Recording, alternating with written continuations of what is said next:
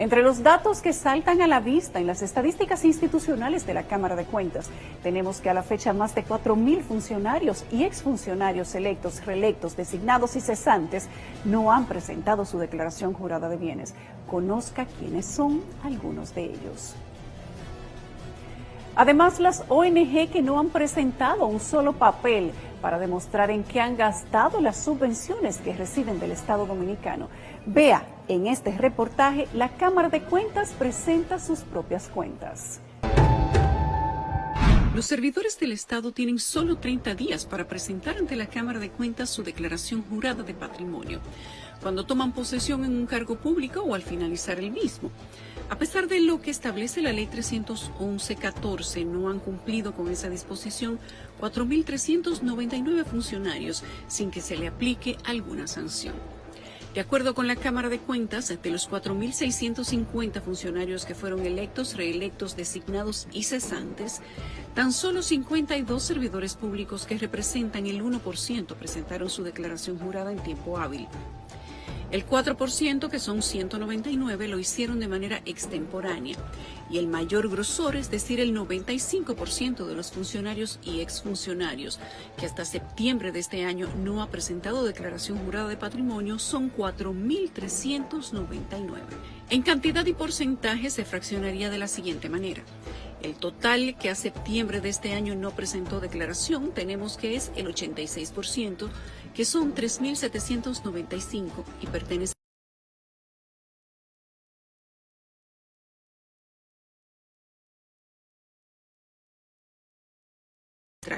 y el 6% de los que no han declarado son 261 funcionarios que pertenecen a las instituciones descentralizadas y autónomas. El tema de la declaración jurada del patrimonio. Lo primero es que nosotros llegamos acá y no teníamos a ciencia cierta el universo de los obligados a declarar. Entonces, si yo no sé cuál es el universo, tampoco puedo establecer la cantidad de omisos. Por eso yo me río cuando hablan con datos de cantidad, porque nadie sabe la cantidad de obligados a declarar. No, ¿por qué? No, porque por un decreto, un nombramiento, una designación o quizás una titulación de la Junta Central Electoral como ganador de un torneo electoral, o sea, ser funcionario por elección, ¿no te construye el universo de personas que tienen que declarar? Sí y no. Y digo que sí y no porque son ellos parte de lo que forman parte de los que deben de suministrarnos las informaciones. Nosotros por eso estamos teniendo acercamiento con muchas instituciones, incluyendo la Junta Central Electoral, para poder tener nuestra base de datos alimentada de sus sistemas. Pero, por ejemplo, los decretos salen y a nosotros nos llega el decreto. Yulisa Céspedes, nombrada ministra de... Eso no lo va a ver el usted, Ministerio de la Juventud no voy a decir, no, pero bueno, Dios me libre. Una dependencia del Estado. Pero, ¿cuántas Yulisa Céspedes hay? Necesitamos mínimamente que se le agregue por lo menos el número de cédula para poder saber con precisión quién es. Pero también hay muchas designaciones que se hacen y todavía no tenemos esa conexión para nosotros tener nuestra base de datos alimentada. ¿Qué ha hecho esta nueva Cámara de Cuentas ante esa situación observada? Bueno, desarrollamos una herramienta tecnológica y estamos capacitando a todas las instituciones para crear un enlace, una persona que sea la obligada y la responsable de introducir en el sistema cuáles son esos funcionarios que de conformidad a la ley tienen la obligación de declarar. Cuando logremos tener todo eso, que nos conectemos también al Ministerio de Administración Pública, a la Junta Central Electoral y a otros organismos, entonces ahí vamos a decir que vamos a tener un universo auditable y a partir de ahí crear los mecanismos para tener la información actualizada. De repente en algún momento se pudo haber tenido el universo auditable, pero hay cancelaciones, hay nombramientos, hay destituciones y la metodología que se utilizaba era muy rudimentaria. Teníamos nosotros que estar tras las instituciones y no tenemos tampoco esa capacidad. Por eso, a través también de la Liga IFEDOMO, hemos fomentado que el registro se haga en todas las alcaldías y distritos municipales con la finalidad de poder tener realmente un universo auditable. En eso estamos, también estamos revisando con intención de rediseño lo que son los formularios para declaraciones juradas de patrimonio y queremos someter también un anteproyecto de ley para que la exigencia no sea solo a la entrada y a la salida, sino que cada año usted actualice su declaración jurada de patrimonio. En agosto se cumplió un año desde la juramentación de las nuevas autoridades del gobierno que encabeza el actual presidente. Y en ese sentido, hasta ese momento, al menos 53 diputados no habían presentado declaración jurada de patrimonio. Dentro de esos funcionarios hay 8 diputados de la gestión actual, que son Henry Manuel Ovalles Acosta, Edioscar Montaz Guerrero, todos del Partido de la Liberación Dominicana. Mientras que del Partido Revolucionario Moderno están los diputados Eugenio Cedeño, Dulce Mercedes y José Miguel Cabrera. Del Partido Fuerza del Pueblo está la diputada Lourdes Josefina Aybar. Un exdiputado muy conocido y que de acuerdo con el listado no presentó declaración jurada de patrimonio es Juan Uvieres del Rosario, quien llegó a la Cámara de Diputados en la boleta del Partido Revolucionario Dominicano y ocupó el cargo desde 2010 a 2016.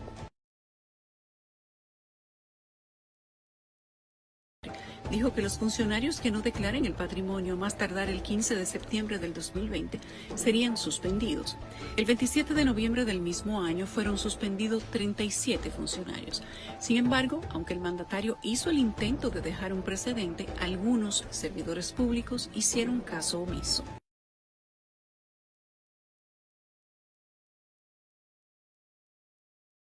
El 15 de septiembre. Nosotros esperamos que todos nuestros funcionarios no lo hace, estará suspendido hasta que entregue la declaración jurada de bienes. Si acaso, en 3 semanas posterior al día 15 de septiembre, no entrega la declaración jurada de bienes, entonces estará destituido ya de manera definitiva. ¿Pero qué establece en cuanto a sanciones a los funcionarios que no cumplen con esta obligación? ¿Y por qué hasta la fecha son tantos los que no la han aplicado sin sanción alguna? El servidor público en funciones que esté obligado a presentar declaración jurada y no obtempera dentro del plazo establecido en la ley u omitiere declarar algún bien, incurrirá en faltas graves o de tercer grado, según sea el caso, de acuerdo a la Ley 4108 de Función Pública. Dicha legislación establece que las faltas de tercer grado de un funcionario conllevan destitución y quedarían inhabilitados para presentar servicios al Estado por 5 años, contados a partir de la fecha de notificación del despido, sanciones que no se han cumplido con ninguno de los anteriores. De las quejas de las autoridades del sistema de justicia actualmente, pero respecto de años anteriores, es que el Departamento de Declaración Jurada o Patrimonial de la Cámara de Cuentas no funcionaba. No trabajaba, no estaba pendiente de nada, no hacía su trabajo. Y al efecto, fue tan así el caso que no había supervisión de las declaraciones juradas. Y eso le ha dado mucho campo de trabajo al Ministerio Público. Sin embargo, en la actualidad hay más de 4.000 funcionarios que no han hecho declaración jurada, pero hay muchos otros miles que sí la hicieron. ¿Qué está haciendo ese departamento al respecto?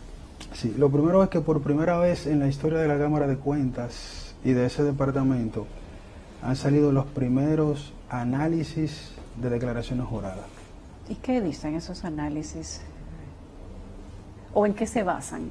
¿Qué debe de decir un análisis del Departamento de Declaración Jurada?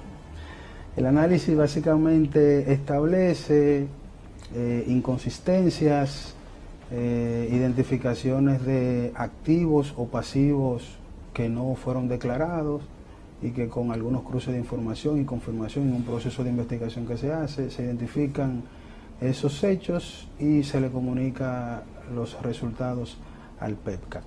Asimismo, entre los funcionarios que aún no presentan declaración jurada se encuentran ex senadores, también alcaldes, vicealcaldes, regidores, tesoreros municipales y directores y tesoreros de distritos municipales. Otro de los aspectos que señala el documento es que al 9º mes de este año, de las 977 asociaciones sin fines de lucros u ONG que habrían recibido subvenciones de fondo con cargo al presupuesto general del Estado, correspondiente a un monto de 1.841 millones de pesos, al menos 455 de estas, representando un 15%, no han entregado ni un solo informe de ejecución presupuestaria a la Cámara de Cuentas, es decir, que no se sabe en qué gastaron este dinero. Dentro de los escándalos por temas de distracción de fondos públicos y corrupción se han mencionado las ONG, que en muchos casos han estado vinculadas a políticos, sociedad civil organizada y no organizada, pero que han participado en el juego de la corrupción. ¿Qué está haciendo la Cámara de Cuentas respecto de estos organismos? Bueno, hasta ahora ha estado haciendo muy poco.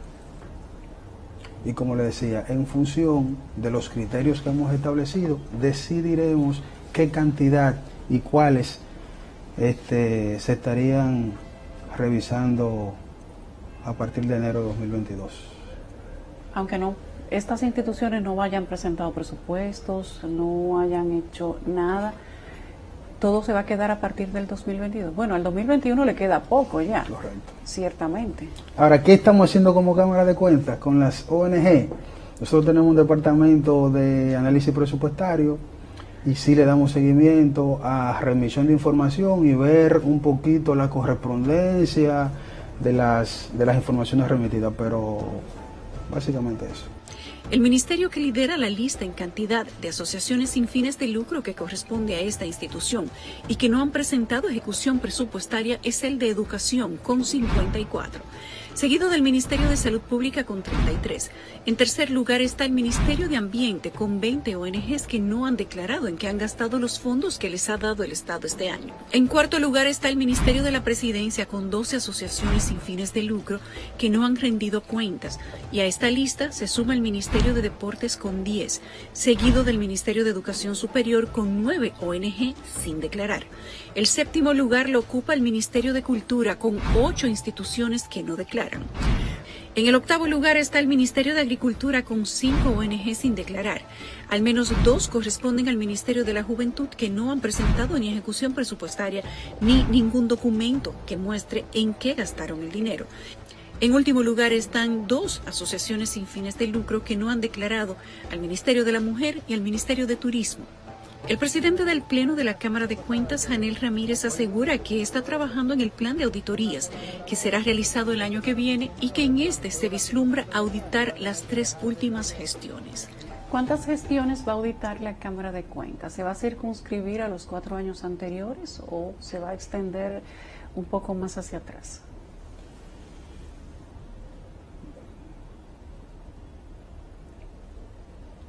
Se va a extender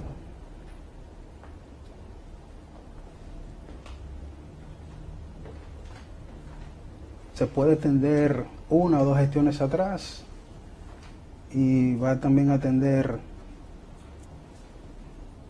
la gestión que está en el momento.